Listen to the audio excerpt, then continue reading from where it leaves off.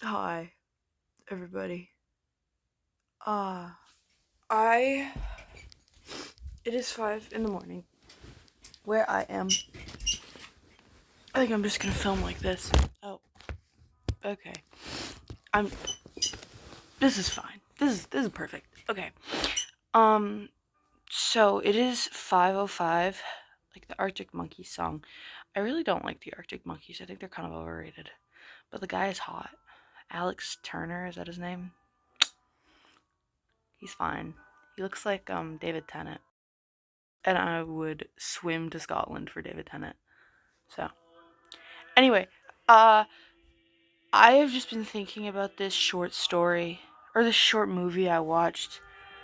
It was just, oh my god, it was like so, like, I recently read The Goldfinch, and in The Goldfinch, Donald Tart through Theo Decker talks about how sometimes art speaks to a person in a way that you can't, like, explain. And, like, that's how I felt watching this short film.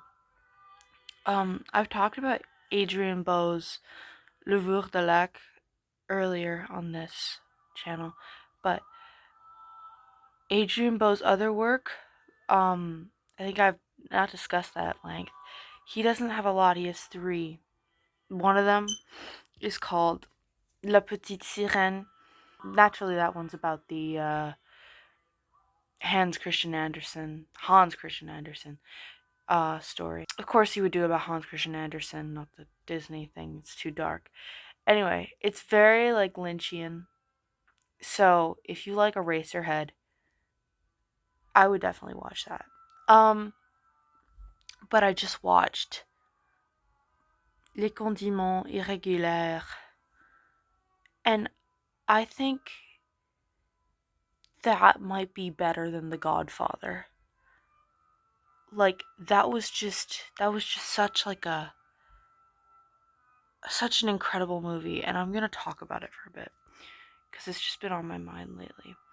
So it's actually based around the real life of a real historical figure, Marquis Brinvilliers. And basically, I remember I actually researched her a bit before I watched this, not related, like months before.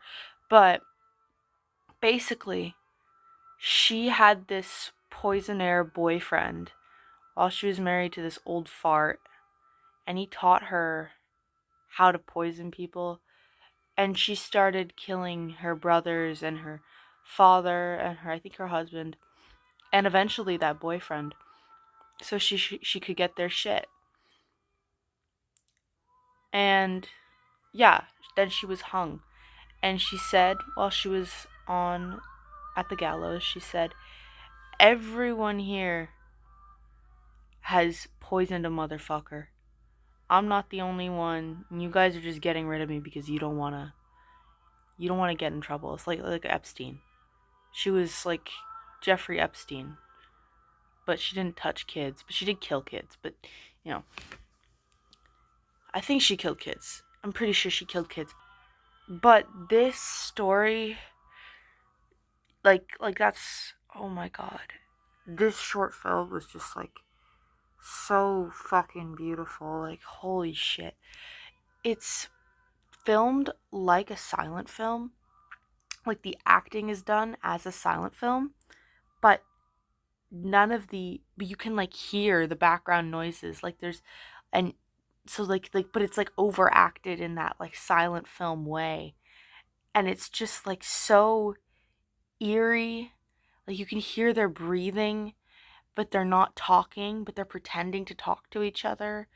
And it's just like it's like feels like puppeteering, a lot like the Vourdelac in, I think, Gorcha. A lot like that in Le Vourdelac. Very. And like Adrian Bo, I think he does have a love of silent films because La Petite Sirène is a silent film. And I actually think I will link both the film I'm talking about and La Petite Sirène in the description because I feel like everyone should watch these two movies. Like, just like you should. Anyway, it's acted like a silent film. The lead actress is just so beautiful and so talented. Melody Richardson, just like absolutely like, oh my god. The way she acts, the way she remind, I'm not sure why, but every time I see a brunette girl with curly hair, in one of these, I don't know, she reminded me a bit of Constanza from the In Führerin aus den Seraglio, which is a Mozart opera that my grandma used to force me to watch. And I'm pretty sure Constanza was my gay awakening. Anyway, Melody Richardson is absolutely beautiful. But she's so talented and like just oh my god, the way she acted, it was just incredible. Um, the way this movie plays with color was so just phenomenal. Like, oh my god, I was like starstruck by the sheer genius of Adrian Bowe while watching this. Like, basically, it's about this Marquis who is Marquis uh, Brinvilliers, but it's like very loose in its historical connection, and she's living in this monotonous gray life, like it's like all gray, it's all black and white. And then and like you see her and she looks like a genuine corpse. Like I'm not like the way that Adrian Bowe loves to exaggerate certain things, especially when it comes to like death and like tiredness and like those sorts of goth. I love the way he does those things. Like I was reading an interview of his and he was like saying the way people were complaining about how the marionette in the Le Vourdelac was like not realistic enough, and we can tell it's a marionette, and that was sort of actually like the point of it, because when we die, we no longer are people, we are objects, and the marionette is just sort of like a humanoid object. And I thought that was just really genius of him, and it really represents like the whole point of the film, which is like a dying patriarch, like a dead body just being sort of like puppeted around like Weekend at Bernie's style. Anyway, I could get into that, but this movie, like the way it, she's like dead basically, and she's like living this monotonous life. Every day is the same for her, we suppose, because it's like shot in a way that like every other scene is like shot in the same way. And then we then she discovers the poison that was used for the rats, which is not actually how Marquis Brinvilliers discovered poison. It was because of her boyfriend. But um yeah, she poisons a maid, and like I'm actually gonna say spoilers for the film. So she poisons a maid, and there's this like beautiful interpretive, not interpretive dance. I'm not sure, but it's like my friends called it an interpretive dance because they were joking around because I showed it with them today, and they were like, "Oh my god, they gave her the poison that makes her like start cramping or crumping or whatever." Crumping? I don't know. I'm not a millennial. Anyway, she like this may like suddenly like because and the camera angles before have like not really have not followed specific characters and have not moved. Like the camera angles have not moved. It's just been like staring directly, like it's just been static. The camera's been static, and then suddenly we're given this dimension to her life, and the way the way this she sees death, and it's brilliant for her because she's able to take some control in her life. She kills one of the maids. I think within this story and this narrative, the maids represent sort of like the aids of her trapped life. Within the narrative, I think that is very interesting because from her perspective, that's how it's viewed, and at least the character, not the real person. But yeah, and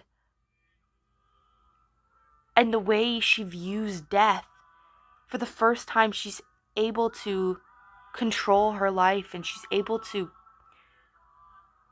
bring the thing that she has felt like to the surface. And she's never felt more alive. Her life has never had more dimension. And the dance is the life, and she sees it, and it's turbulent and beautiful, and it's horrible and demented, and it's violent, and it's just so it's just so brilliant and horrible and beautiful, and oh my god. Um anyway, then she kills her husband. Uh and it's this beautiful scene. Like, it's so dramatic. Like, it's like she's falling in love with the theatrics of death. The theatrics that, like, contrast her more monotonous life. And as this continues, she starts to sew herself a red dress. And the only colors that really are popped out in this movie are red, yellow, blue, and orange. And I'm going to talk about that for a second. Like, the red is the most prominent, and it's just so beautiful. Like you see like this stark contrast, like this blood red, and then like just like black and white everywhere else. And like the red is the life, for the blood is the life. Car le sang c'est la vie. I think that's how it goes. Car le sang est la vie. She like, it's like this stark, just red, and it's like that's the blood of others. And as she begins to kill more, the blood starts to like cover, like her dress continues, like as she's spilling more blood, the more red, the more her dress evolves that she's sewing. And then she kills her husband, and she looks at the red on her hands, and it's like, it's just such a beautiful scene. And like, it's just it's just brilliant. It's like a brilliant fucking movie. And she begins to kill more people, and she's just ecstatic about this because it's the one time she's able to control life, because she's able to control death, she's able to control life. And like she's bringing herself to life through killing others, and she's sort of freeing herself in a sense. Within the narrative, it is absolutely like just phenomenal. And like, I'm not even saying this to like girl bossify her. I feel like that's actually just like really infantilizing to these female characters, but it's like just so, oh my god, this movie is like, I watched it 3 times in a row. Like, and then there's just the end scene. The end scene, oh my god.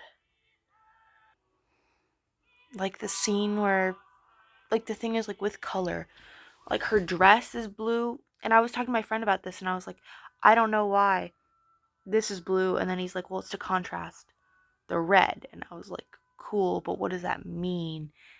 And I don't know. You guys can watch it. The other thing is the yellow, and the yellow is like the color of her husband's like dress.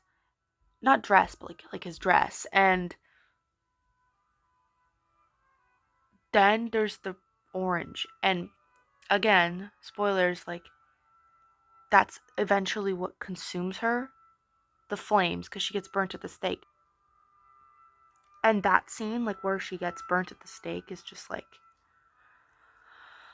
oh my god. It's better than The Godfather. It's better than fucking Fight Club. And I have a Fight Club poster. Like, it's better than the ending scene of Fight Club. Editing Maxine here from a few days later. I've watched this movie 4 times now, and I just had a few more thoughts about color. Um, so like, I think it's just also very interesting, like how the most vibrant color in the movie is the color of blood, and is the color that is representative of death, and yet it is the only thing, it is the most lively thing about her life. Like, death has brought with it life for her. Bringing about death has brought about life. You know? So that's the one thing I wanted to discuss. Um, the other was the way she dies. Like, and like I was just thinking, because like in the setting of the movie, it's very dark, and but we know that, but it's also very cold, and like it's winter, and at the end of the movie, she dies by fire, and her life, her what has brought death, her own demise, brings with it the only sense, like the element of life, and brings with it flames and the only sense of warmth and like spark that ever existed in her life, and yet that is her death and that is her demise. And that might also be like a metaphor for the rest of the movie, you know, like how the dangerous and awful and like violent parts are the most lively parts in a boring life. So that's what I wanted to share with you, because this is my new favorite movie. I love you, Adrian Bo. I love you. I love you. I love you. I love you. And then the ending, like it has these like small like intermission. I forget like it's slowly. It's like once every few like I don't know 5 minutes or something. It's like intercepted with like a page with like some French. And just like the end, it says, "Hold up, I took a photo of this. Sorry, I look so chopped right now. Whatever, I don't need to show off for you. It's 5 in the morning." Yeah, so it says, "Le jugement viendra." But basically, what it's saying is the judgment falls on us, men and women, and our compatriots to defend our loves. What will you say to God at the end of your life? If the old man sleeps, if he yawns, if he's bored. It's more poetic in French. And I may not be saying that correctly because I have not actually Google translated it to make sure I'm not saying absolute bullshit. But I have not yet deciphered what that means in relation to the story. But I'd love for you guys to watch, like maybe like it might be a quote from something, but like from what I'm thinking, like it's like our job to sort of keep people to not trap our loved ones in these like monotonous lives. You know, I don't know. Anyway, this movie is a cinematic masterpiece, and I think everyone should watch it. And I think Adrian Bo should start like I don't know. I think he should make a million more movies, and I want to watch them all. Okay, bye.